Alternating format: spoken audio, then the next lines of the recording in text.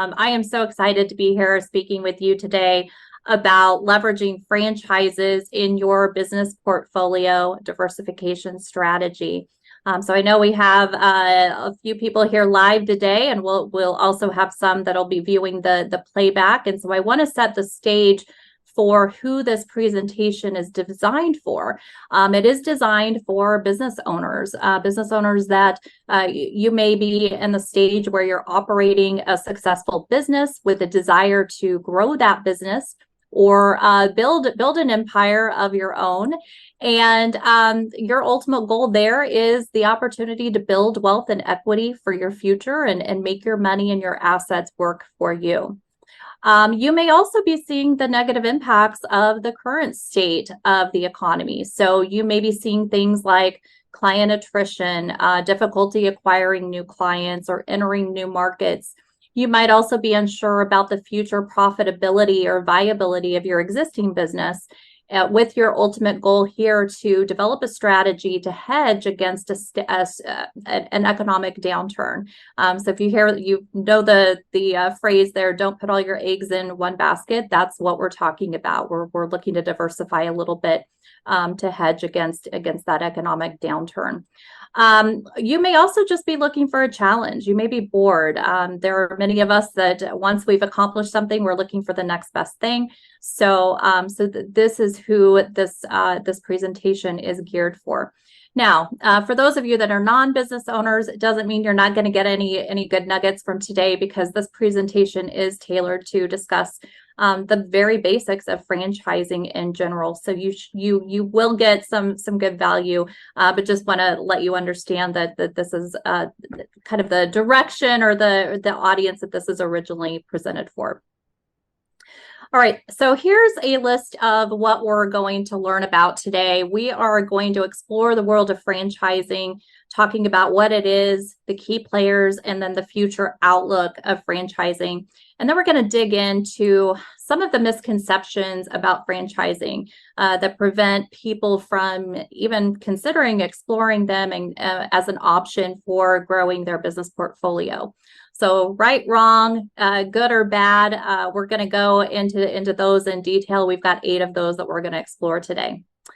We'll also talk about the advantages and disadvantages of franchising, and what they do offer a unique opportunity, an enticing opportunity to grow your business portfolio, but they're not without their challenges. So we're going to dive in and talk about what those are as well.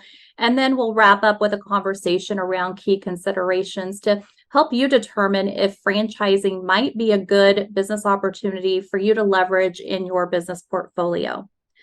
All right, so diving in here today, we've got a list here of different businesses, from fast food, real estate, pets, all kinds of different things here.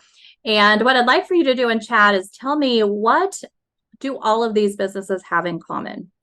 And we'll take a minute here, Colleen, just to watch. I know we have just a few people on the line, so it may be a little bit quiet. I'll give a couple seconds here and then I'll chime in.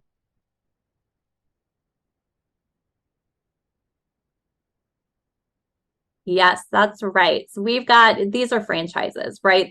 That's what we're here to talk about. Not a difficult question, but all of these businesses are franchises. Some may be surprising. Some you may already know that they're franchises, but yeah, that is what they span a number of different industries. They have a number of different target markets, from again, pets to children's services to seniors. And so just a wide variety of opportunities when we think about the franchise landscape. All right, so let's get into what is a franchise. The definition of a franchise is a business arrangement where an individual buys the rights to operate a business using an established company's business model. So that includes their branding, their products and services, their marketing support, training programs, processes, and then other ongoing assistance. The established company is the franchisor, and the buyer is the franchisee. Now, franchisees pay an initial franchise fee to purchase the rights to operate the business, and then they pay that ongoing royalties for continued support from the franchisor. Now, the franchise system, it does benefit both parties because the franchisor, they get to expand their brand and they earn revenue from the franchise fee and the royalties that they collect. While the franchisee on the other side, they get access to a proven business model and get that support in running their businesses. So in essence, they don't have to wear all the hats that someone in a startup would wear. So for those of you that are business owners and have started up your own business, you know what it's like to juggle all those different pieces. That's where a franchise system can be beneficial, especially if you're looking to layer in additional businesses. We'll also learn today that franchises are not all identical. Each one has unique terms, conditions, and levels of support.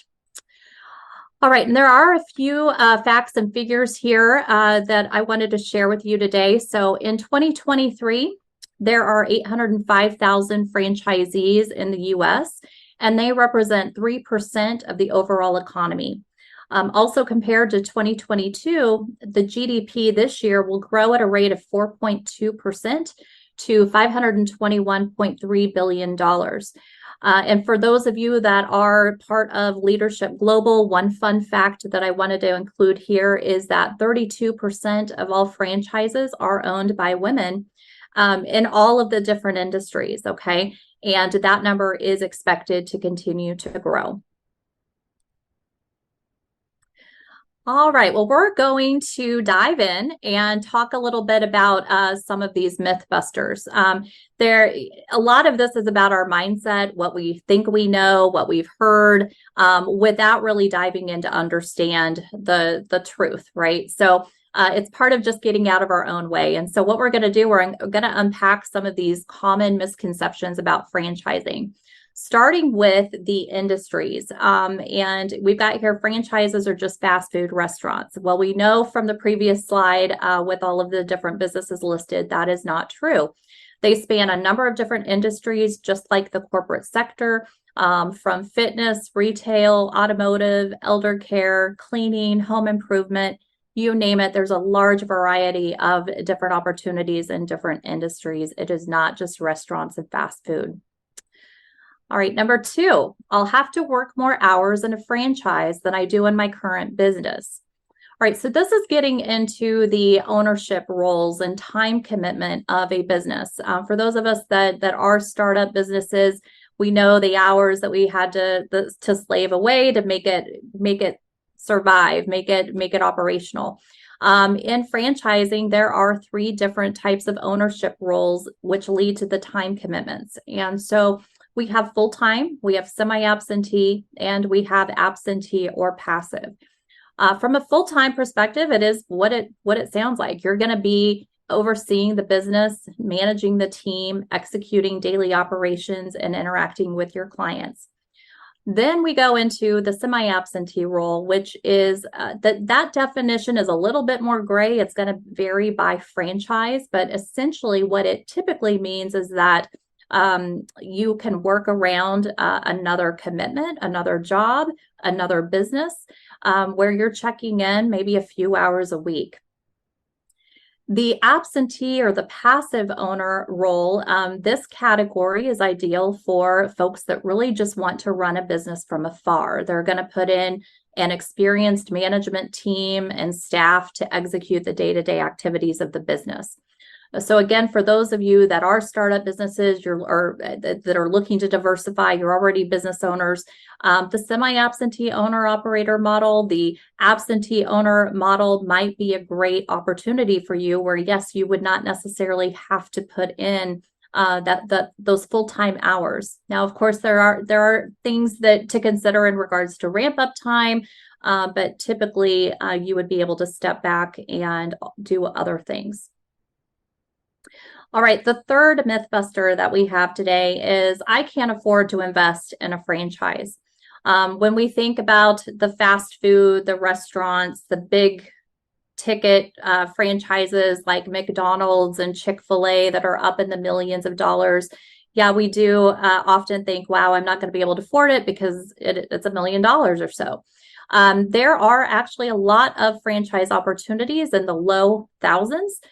starting around that 50,000 range and then working up into the millions that you are probably more familiar with.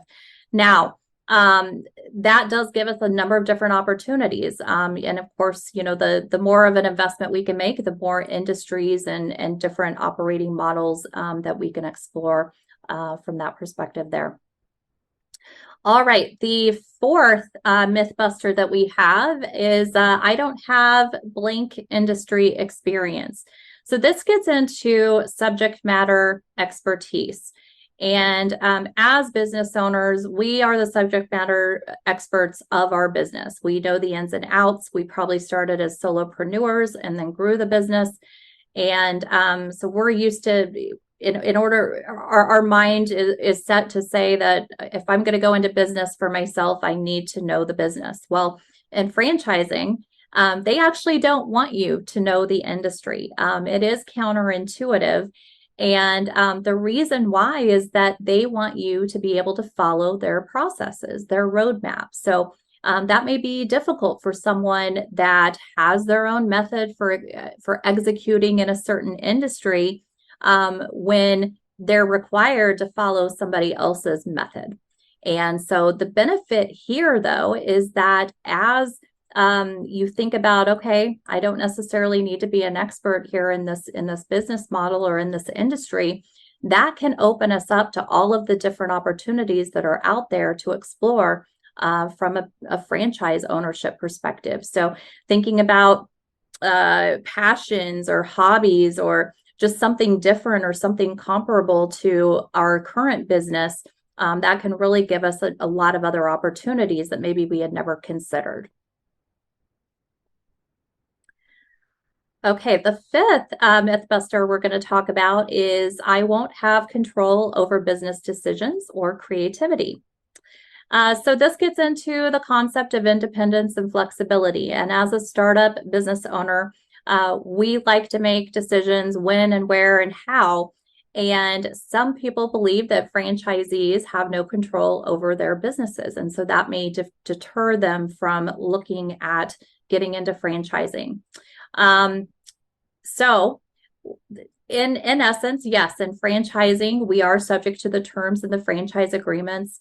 There are policies, there are guidelines in the operating manuals that we have to follow. So there is an obligation to follow certain guidelines.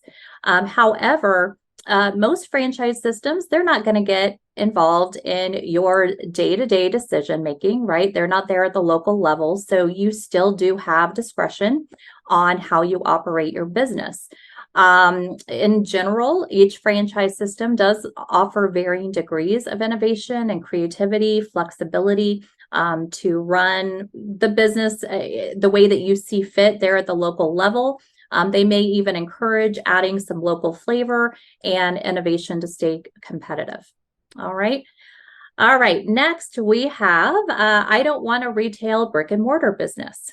And again, we go back to that fast food, the boxy business structure, and to think that, okay, I'm going to have to run a restaurant. It's going to have to be a retail business with a lot of traffic.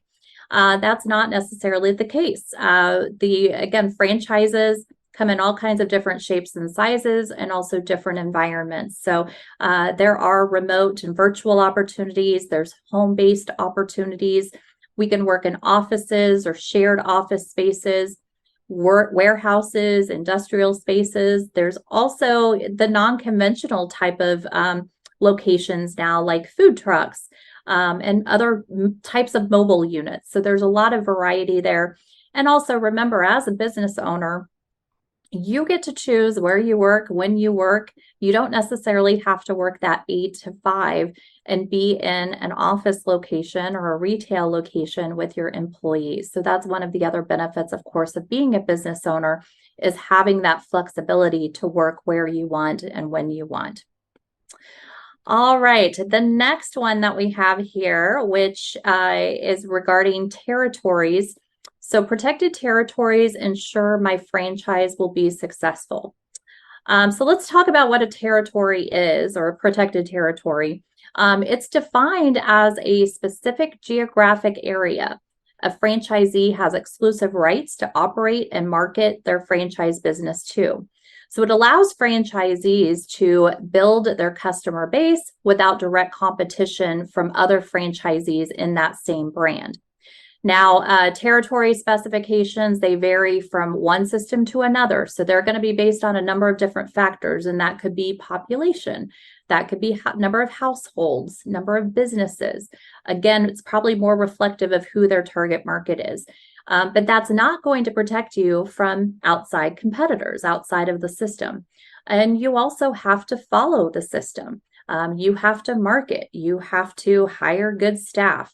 And you have to provide good client services. So there's a lot of other things that factor in to being a successful business, not just the fact that you have this territory that you get to serve.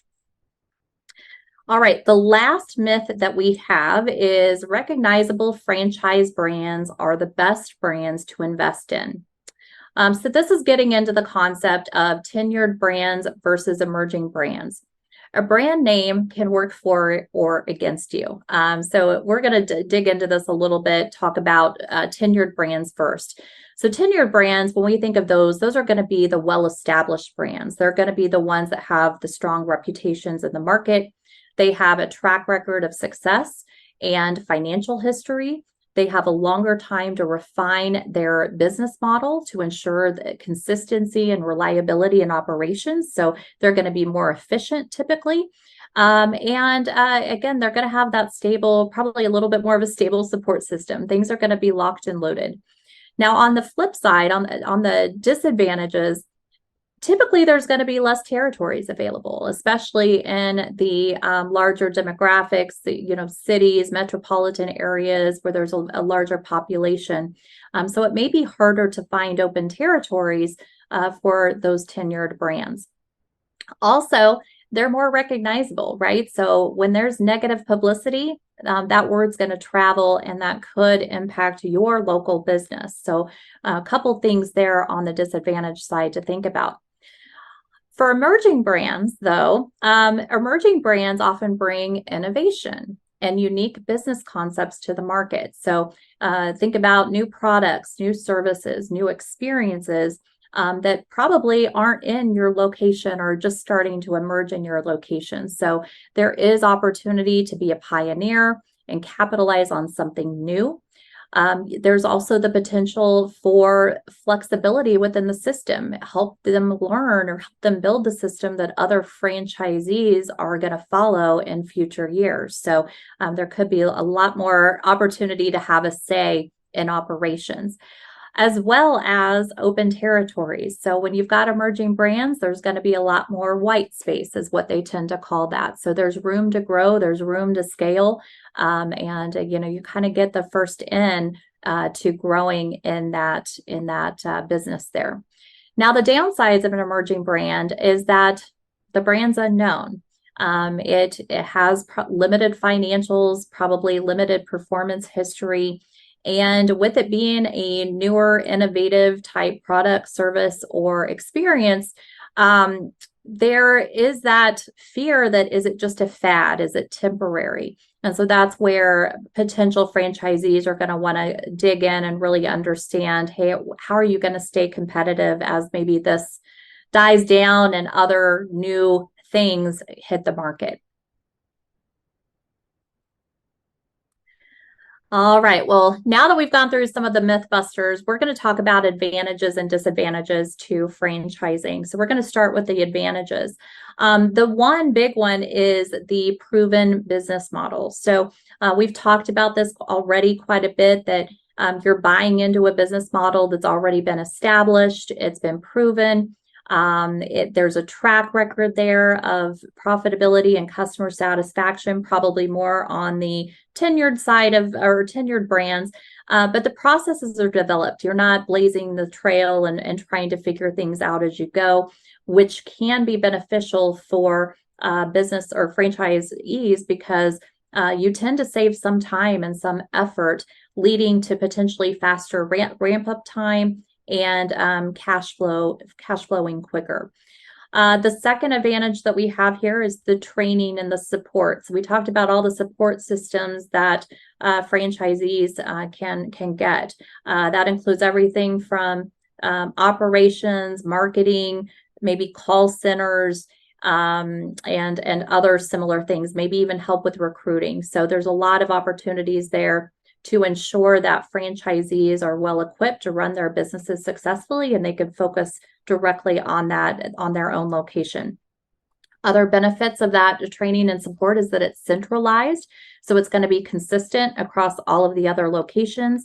You also have peer franchises that, or peer franchise owners that they're running the same business. So you get to collaborate and share all of the different things that you're experiencing. And as we mentioned earlier, the opportunity to learn a new industry. Because of that training and support, you don't necessarily need to be an expert. So you're in business for yourself, but you're not by yourself when you're in a franchise system. All right, advantage number 3 is economies of scale. So franchises can benefit from economies of scale when it comes to purchasing supplies and inventory. So you think about bulk purchasing power, that's going to allow franchises to obtain products and services at a discounted rate, which then definitely helps with our profit margins, which is a pretty big deal there. All right.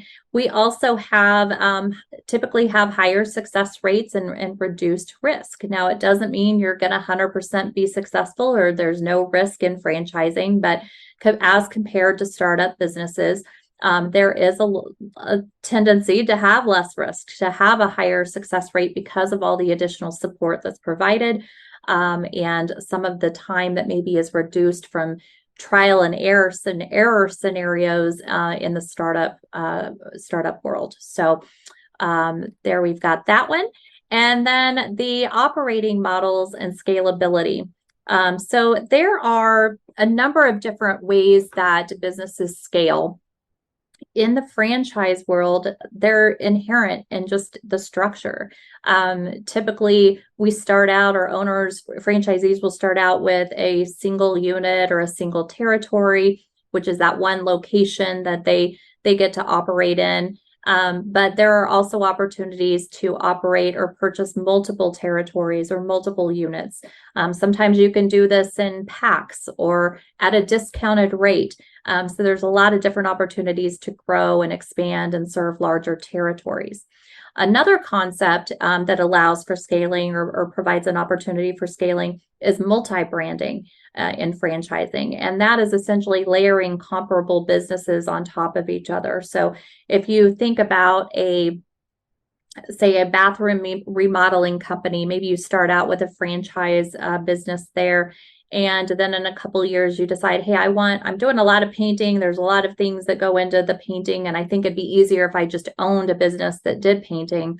You could add a business that does home painting or bathroom painting, and you can cross-share resources and help build profits across both of those businesses. So that is called multi-branding, and it's another great strategy to building that empire that many of you may be looking to do. Franchises are also highly regulated to ensure transparency, fairness, protection for both the franchisor and the franchisee. So the most common areas are going to be in their disclosure documents. There's a lot of disclosures that have to be made to potential franchisees, and franchise agreements, which are the agreements you sign to execute and buy into the franchise.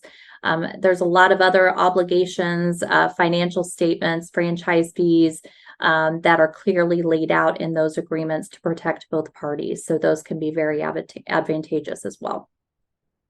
And we covered a number of Mythbusters, but a few of these are advantages as well. So when you think about the numerous time commitments, from full-time, semi-absentee to passive, as well as the operating environments. It's not just retail. And then the territory protections from between emerging brands and the tenured brands. All right, let's flip over. We're going to talk about the disadvantages because there are also some challenges there with franchising. So the big one that comes up are around the fees, the franchise fee, which is that initial investment fee to buy into the franchise system. And then we have the ongoing royalty fees, which are those fees that are paid typically based on maybe a percentage of sales or a flat fee periodically. And that is for the systems, the structure, the support that the franchisor is providing to the franchisees. So it's really essential to think through, what are these costs? How are they going to impact my bottom line? When I work with my clients, I tell them you're going to need to gauge the value of what you're getting. Yeah, you might be able to get it or do it cheaper on your own, but do you want to? Do you have the time to do that? So what's the value of all of the support through marketing, training, technology that you're getting? Is it worth it? Okay. And then we have the whole system that needs to be followed, right? We talked about there's an agreement. There's this franchise agreement where we're going to be locked into specific terms. So typically you're going to be on the hook to operate the franchise for 5, 7, 10 years. And you're going to need to realize, what that means and understand what all of the obligations are within that agreement, as well as then operating within the guardrails of the operating manual. So that's going to be more of your procedures, your daily operations, and how you represent the brand. This is where we may see a little bit more of that limited flexibility, limited creativity, and innovation. All right, last but not least, we already talked about economies of scale, but there can certainly be a downside to that because many of us have members in our network that are in product sales, or they provide supplies, or they're vendors of different services. And when we're required to use franchisor approved products, suppliers, vendors, whatever it may be, we may have connections that we're not going to be able to utilize just because we're bound to using what's required under the franchise system. So that can also be a downside there with franchising. Okay. So we've explored about franchising, what it is, what it isn't, and then the benefits and the disadvantages of a franchise system. So let's talk about whether franchising is right for you. I've got this broken out into 3 different buckets to explore and really dig in and self-reflect as to what's the most important. What are your goals for the future? So we're going to start with the current state of the business, because if we're looking to layer businesses on top of businesses, we need to understand what the short and long-term plan is as it relates to growth. So what are your goals? What are your income level or your profit and loss statements? What are your balance sheets showing you? And then think about what businesses might complement your existing business. What makes sense to add to your portfolio based on what you're currently doing. And then, are you ready to expand your business financially? Do you have loans? Do you have revenue coming in? Again, what do those balance sheets look like? Because you'll have to determine, how am I going to fund another business? And then what impact will it have on my existing business? The last big consideration around business, your current business, is, can you step away from your current business to ramp up a new one? As I mentioned, it doesn't matter what time commitment you put into a business. At first, it's going to take a little bit of time to ramp something up. So you've got to be able to step away, know that your primary business is running and thriving as you build up this new business. We also need to take time to just self-reflect on our personal goals. And so when I coach my clients, we look at 4 different types of personal goals, and those are income, lifestyle, wealth, and equity goals. And when we look at income, we're really looking at, what do I want to make each year? And then what do I want my increases to be each year or in the future? Lifestyle digs into, where do I want to work? How do I want to work? Work-life balance, all of those different things that play into just who we are on a personal level, or family. What are those things that matter to us? And then we have the wealth and the equity consideration. So what are we looking to build on? Are we looking to grow some generational wealth? Are we saving for retirement, college tuition, you name it? Are we looking to buy a house or other properties, other types of investments? So we really need to go through the self-reflection to determine where do we want to be in the future. And then take a look at what your passions and interests are. Are there areas where, maybe we can add something fun, something that you enjoy on top of what you're already doing? The last big thing and self-reflection and the individual perspective here is, are you coachable? Because we talked about how franchising, you have to follow a system. So you have to be open to feedback. You have to be able to follow those guardrails and kind of listen to what those parameters are within that franchise system.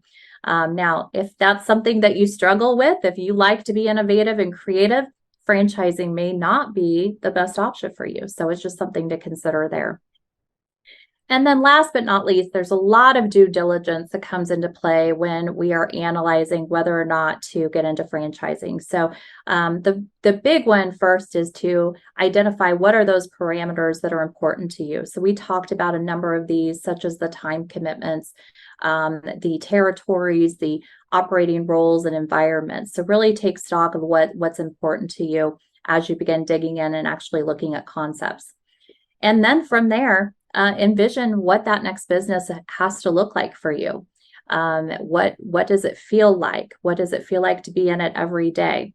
As you look at franchise concepts, you also want to make sure to understand your obligations under the franchise agreement, such as the fees, the term limits, and an exit strategy. What does all of that look like? How is that going to benefit you? How is that going to impact your current business?